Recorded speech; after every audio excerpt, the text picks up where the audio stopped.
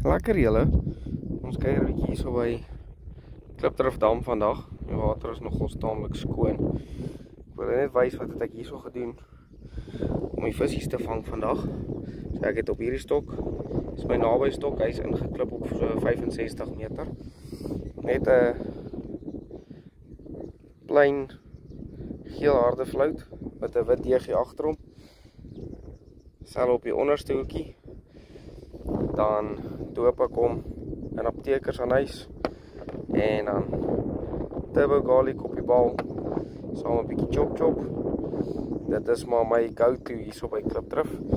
En dan hierdie stok wat nou nog in die water is. Dit het 'n boerstrop op. So vir hom het ek F250 opgesit saam met wiskunde.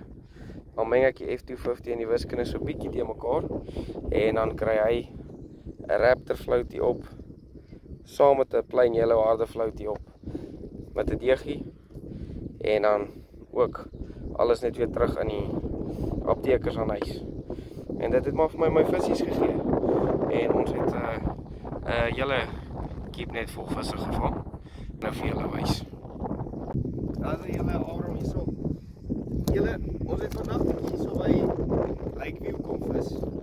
Nie vir die eerste hele dag aan nie. Ek wil julle maar net die visies wys wat ek gevang het vandag. As hulle net wil saamwerk. Ek het hulle nou mooi hierso in die ander keepnet gesit sodat hulle saam organiseer. Maar ja, ek het nou al hierdie karpies vandag het ek gevang op alle signature series produkte. En dan wil ek ook maar net dankie sê aan Kobe by Fishing at Whitemead Pretoria dat hy my die goeie goed voorsien het.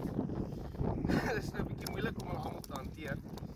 Maar ek wou maar net vir julle wys, ek het nou regtig 'n span karpies gevang. En hulle almal gaan nou weer veilig terug in die dam gaan om weer te vang. Dan cheers julle. Lekker dag.